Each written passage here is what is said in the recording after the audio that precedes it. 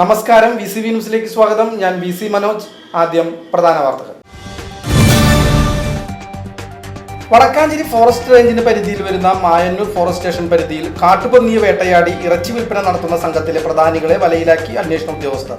Vadakkanchery range forest officer B. Ashok രാജിന്റെ നേതൃത്വത്തിലുള്ള സംഘമാണ് ശാസ്ത്രീയ പരിശോധനകളുടെയും സാഹചര്യ തെളിവുകളുടെയും അടിസ്ഥാനത്തിൽ പ്രതികളെ കുടുക്കിയത്.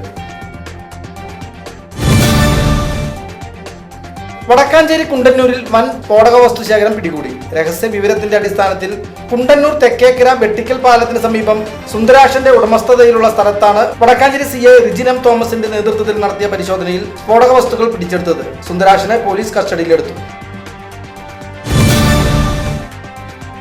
വിവിധ ആവശ്യങ്ങൾ ഉന്നയിച്ച് ആശമാരുടെ ദേശവ്യാപക പ്രതിഷേധത്തിന്റെ ഭാഗമായി AWFFI നേതൃത്വത്തിൽ വടക്കാഞ്ചേരി ഹെഡ് പോസ്റ്റ് ഓഫീസിലേക്ക് മാർച്ച് നടത്തി. CITU area joint secretary MJ Binoy March ഉദ്ഘാടനം ചെയ്തു.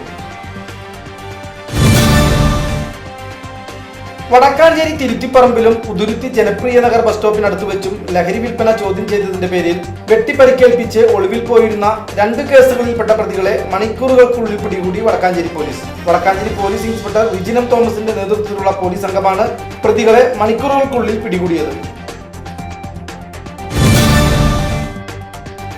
വടക്കാഞ്ചേരി നഗരസഭയിൽ കേരള സർക്കാർ ഫിഷറീസ് വകുപ്പ് വഴി നടപ്പിലാക്കുന്ന ജനകീയ മത്സ്യകൃഷി പദ്ധതിയിൽ ഉൾപ്പെടുന്ന സ്വകാര്യ വ്യക്തികൾക്കായുള്ള മത്സ്യക്കുഞ്ഞുങ്ങളുടെ വിതരണവും പൊതുജലാശയങ്ങളിലെ മത്സ്യക്കുഞ്ഞുങ്ങളുടെ നിക്ഷേപത്തിന്റെ ഉദ്ഘാടനവും നഗരസഭാ ചെയർമാൻ PN സുരേന്ദ്രൻ നിർവഹിച്ചു.